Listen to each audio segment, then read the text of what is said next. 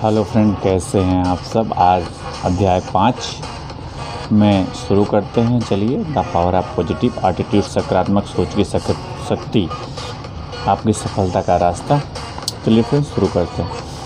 प्रदर्शन को अधिकतम बनाना।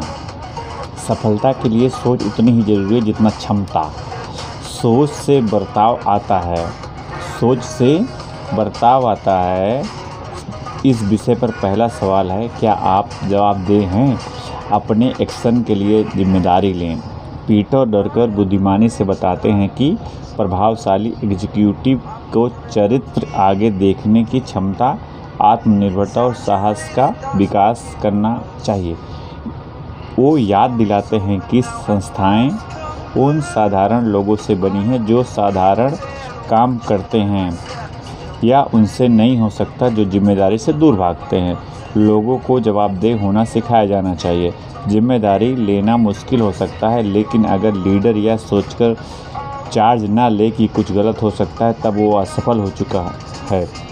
मैनेजरों को बस सीखना चाहिए कि लंबे दौर की सफलता चार्ज लेने की इच्छा पर निर्भर करती है। जब ज़रूरत हो और असफलता का खतरा हो, कोई भी ऐसी नहीं जिसका निर्णय गलत नहीं हो सकता। वह इंसान पैदा नहीं हुआ जो हमेशा सही कदम उठाता है। यह बात उस स्त्री द्वारा बताई गई है जो एक बड़ी मार्केटिंग के पद पर लाई गई है। नए काम में पहला असाइनमेंट खत्म करने पर उसे यह जानकर आश्चर्य हुआ कि उससे गलती हुई है, जिससे प्रोडक्ट असफल हो गया है और कंपनी को $1,00,000 का नुकसान हुआ है। जब उसके बॉस ने उसे ऑफिस में बुलाया तो उसने माफ़ी मांगी और कहा, मुझे लगता है आप मुझे फायर करने वाले हैं। बॉस ने जवाब दिया, तुम्हें फायर करूंगा नहीं, अभी मैंने $1,00,000 तुम्हारी ट्रेनिंग पर खर्च किए हैं। निर्णय लेने से पहले सोचें। आप अपनी निर्णय क्षमता को बेहतर बना सकते हैं अगर इन मौलिक चीज़ों को खुद को ट्रेनिंग दे दें।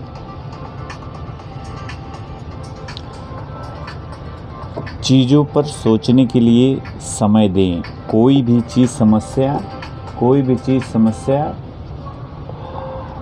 आ जाए, एक्शन लेने के लिए तुरंत तैयार ना हो जाएं। पहले चीज़ों को ठीक से सोचें, देखने की कोशिश करें कि क्या परिणाम आ सकते हैं। हर संभव समाधान के लिए अच्छे और बुरे दाम, खतरों, समस्याओं और शंकाओं की लिस्ट बनाएं जो उठ सकती हैं। निष्पक्ष बनें, तथ्यों को देखें। जो लीडर तथ्यों से परेशान नहीं होना चाहते क्योंकि उनसे पहले निर्णय ले लिया है, उन्हें दिक्कत होती है। अपने पूर्वाग्रह के निजी नापसंदियों को दूर रखें। अपने लोगों की प्रतिक्रिया को मान में देखने की कोशिश करें। आपके एक्शन आपको अपनी जगह होते हैं।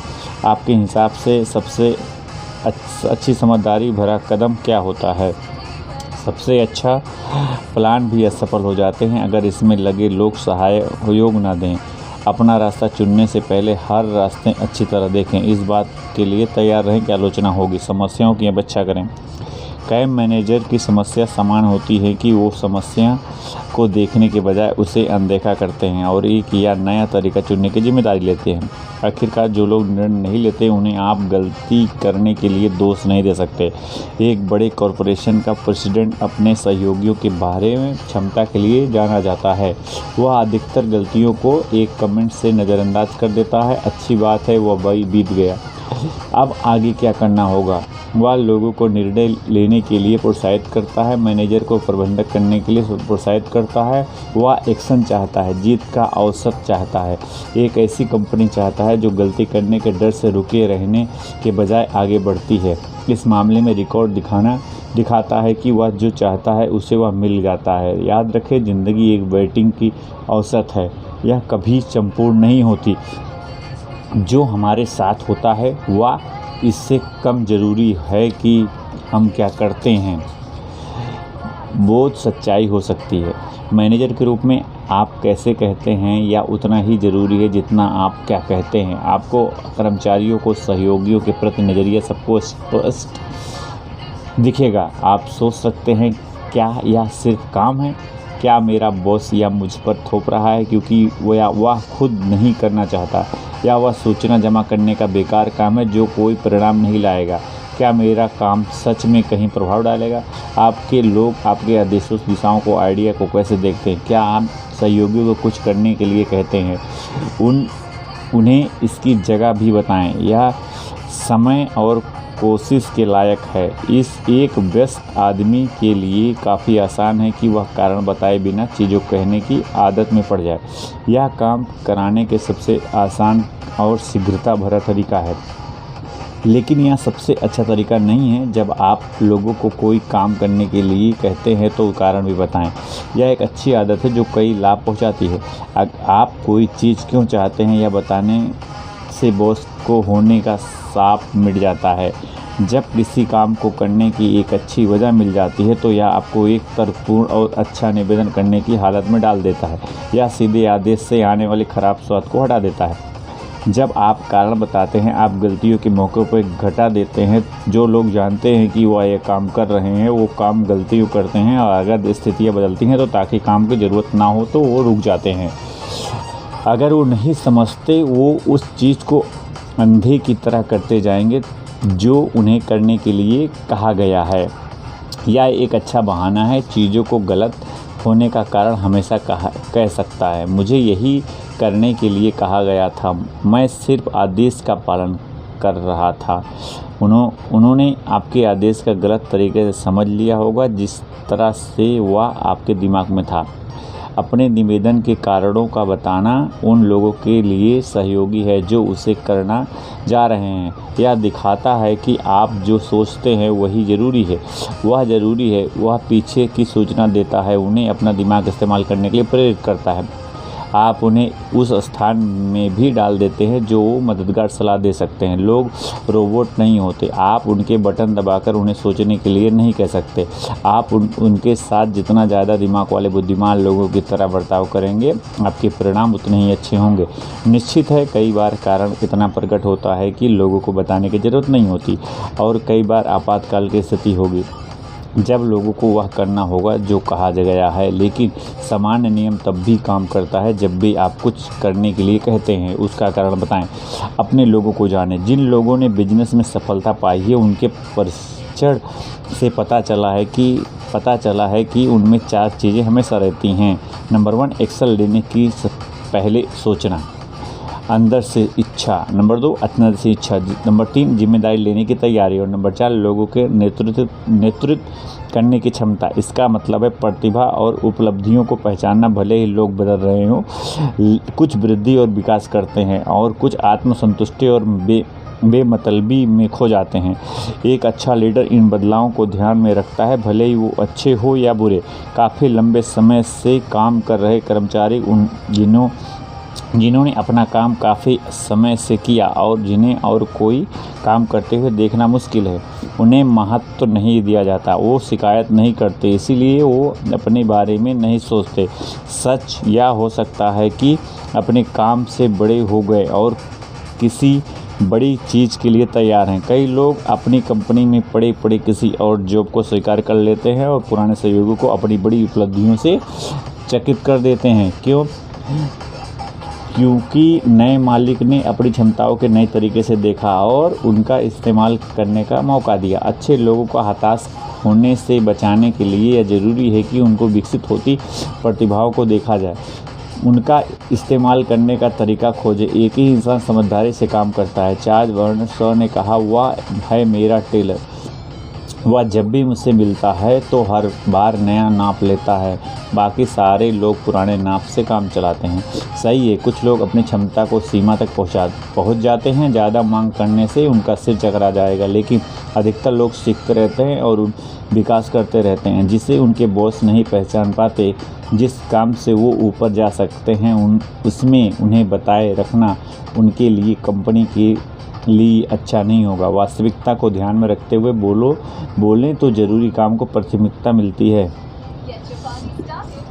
और तब भी अपने लोगों को चुनौती देने के रास्ते खोज सकते हैं।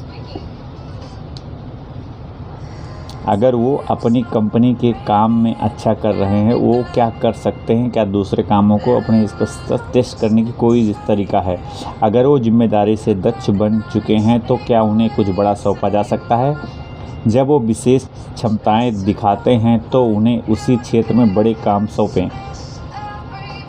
इससे वो बढ़ते रहते हैं। आप जो भी करते हैं उसमें लोगों का छोटा ना समझें। एक नई दृष्टि आपको चकित कर सकती है। उस पुरुष या स्त्री को नई चुनौतीपूर्ण स्थिति में देखें। इस बात से फ़र्क नहीं पड़ता कि वो कल क्या कर पा रहे थे, फ़र्क इससे पड़ता है कि वो आज क्या या कल क्या कर सकेंगे।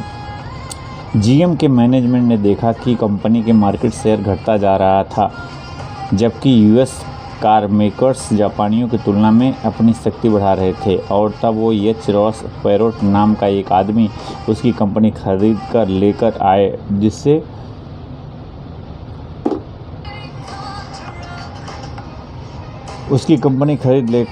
जिसे बनाया था। क्षेत्र में अग्रणी बना था और मस्तमौला था और सफल था। दुर्भाग्य से जीएम लीडर बाहर से आने वाले आदमी को सुन नहीं सके। जब पेरोट उसका खास्ता हाल में कार मेकर का मूल्यांकन कर रहे थे, टॉप मैनेजमेंट उनको हटाने के तरीका सोच रहा था। वह उनके लिए कांटे का समान था। वह नए आइडिया और दोहराने की प्रतिबद्धता और बदलाव के प्रतिरोध के बीच संघर्ष था, जैसा होता आया है। अपने सहयोगियों को आइडिया देने के लिए प्रोत्साहित करें, खासकर जब उनके आइडिया आपसे अलग हैं। उनके मत अलग होने से आपको नए आइडिया मिलेंगे और साथ ही समस्याओं से निपटारा करने की नई सोच मिलेगी, जिससे आप ज़्यादा अच्छी तरीके से काम कर सकेंगे। सकारात्मक सोच से प्रदर्शन को बढ़ावा मिलता है।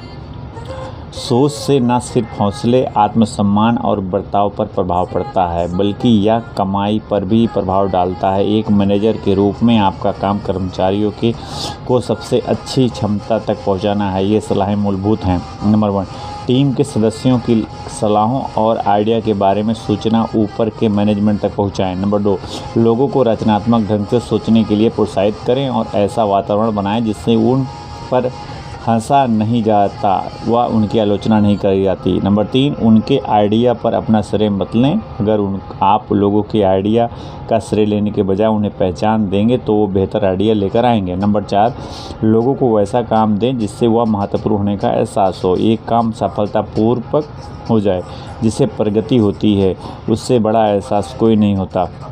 नंबर 5, लोगों को जानने दें कि वो अपने हैं। फर्म में जुड़े रहने के मामले में उनका क्या विशेष है, उसे समझने में मदद करें। नंबर 6, आपका वर्क ग्रुप क्या करता है उसकी महत्व के बारे में सोच को जागृत करें। कई बार लोग अपने काम से प्रभावित नहीं होते क्योंकि उन्हें लगता है कि उनकी फिक्र नहीं है और कोई भी इसे कर सकता है। याद रखें, हालांकि लोग पैसे के लिए काम करते हैं, लेकिन वो सहभागिता, पहचान, साथ होने का एहसास और उपलब्धियों भी चाहते हैं। जब ये लाभ उपलब्ध होते हैं, पैसे के प्रति जुनून नहीं बढ़ता अगर न्यायप्रियता के मापदंड बना रहे हैं।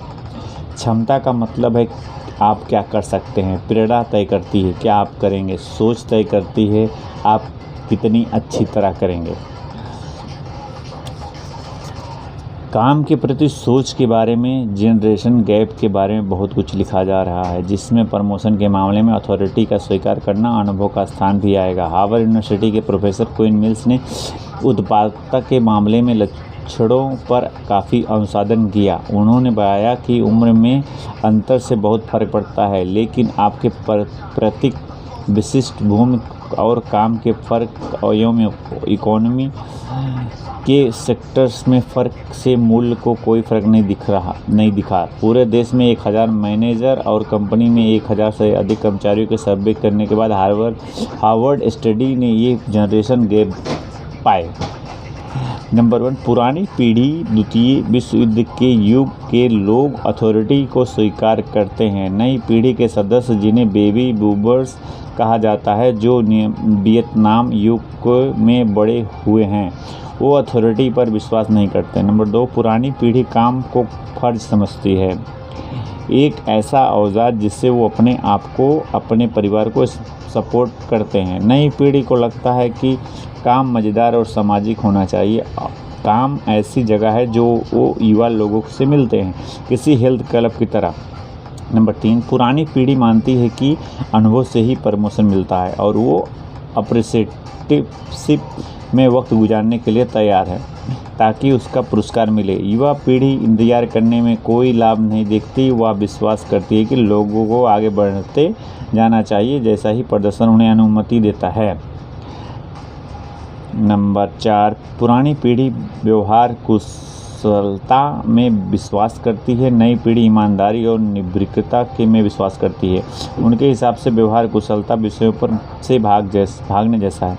पुरानी पीढ़ी नंबर 5, पुरानी पीढ़ी मानती है कि न्याय का मतलब है सारे लोगों के साथ बराबरी का बर्ताव करना। युवा पीढ़ी मानती है कि न्याय का मतलब है सभी लोगों को अलग अलग होने की आज़ादी देना। पुरानी पीढ़ी जब से यह रिसर्च शुरू हुई है, दूसरे विश्व युद्ध की पीढ़ी सेवानिवृत्त से चली गई और बेबी बूमर पीढ़ी जब मैनेजमेंट के पदों पर आई गई है, उनके बच्चे और बच्चों के बच्चे, जिन्हें जनरेशन X और जनरेशन Y कहा जाता है, जीवन के लिए अलग नज़रिया है। वो स्वतंत्र रूप से सोचते हैं कि अथॉरिटी को पसंद नहीं करते। जब वो 21वीं सदी के शुरुआती सालों में काम में घुसेंगे, मैनेजरों की अपेक्षाओं को सोच के बारे में सीखना होगा ताकि उनके साथ सही बर्ताव करें। हम उन्हें ये आइडिया बेचते हैं कि वो जो काम कर रहे हैं वह अस्थायी है। रिटेल का कहना है 2 साल नहीं बल्कि 6 महीने उनके लिए एक सही समय है जब वो कुछ नए की आशा कर सकते हैं। परिणाम में उन्हें उत्साह से भरे युवा पुरुष और स्त्री मिल जाते हैं जो डिलीवरी वैन चलाते हैं और फर्श पोंछते हैं। वो इस बात में भी विश्वास करते हैं कि लोगों को उनके अपने तरीके से चीज़ें करना दिखाया जाए। वो पाते हैं कि अधिकतर लोग उनकी दूसरी कंपनियों के लिए काम कर चुके हैं और अपना नज़रिया छोड़ना चाहिए। दूसरे शब्दों में कहें तो कई चीज़ें भूलनी होगी ताकि वो आगे बढ़ सकें। रिटेल ने पाया कि अनुभवहीन लोगों को हायर करने से आप अपनी संस्कृति को बेहतर बना सकते हैं। उन मामलों में जब वो लोगों को ढेर सारे अनुभवों के साथ हायर करते हैं, उनके पास इंडस्ट्री में ढेर सारा बैकग्राउंड अनुभव है, वो ऐसे लोगों के पास रखते हैं जिनके पास ज़्यादा अनुभव नहीं है। इस तरह से एक वर्क ग्रुप को उस दिशा में डाल सकते हैं जिससे वह तेज़ी से जा सकता है। दूसरा अच्छा उदाहरण है इंटरप्राइज रेंट ए कार, जो दुनिया भर में 220 कैंपस से 7,000 मैनेजमेंट ट्रेनी हर साल हायर करता है। ये ट्रेनी बिल्कुल नीचे से शुरू करते हैं, कार धोते हैं, कस्टमर को उठाते हैं। जो लोग इन हाथ के कामों को उत्साह करते हैं वो सफल होते हैं क्योंकि वो जानते हैं कि कॉर्पोरेट की सीढ़ी पर उनके लिए चढ़ने का अवसर आ जाते हैं। जो थोड़ा त्याग करेगा वह थोड़ा सफल होगा, जो ज़्यादा त्याग करेगा वो ज़्यादा सफल होगा। बहुत ही बढ़िया लाइन है। जो थोड़ा त्याग करेगा वह थोड़ा सफल होगा, जो ज़्यादा त्याग करेगा वो ज़्यादा सफल होगा। Thank you so much friend. अगर आप मेरे चैनल पे सब्सक्राइब कर लीजिए प्लीज़ फ्रेंड, प्लीज़। ऐसे आपको ऑडियो बुक मिलती रहेंगी। Thank you so much.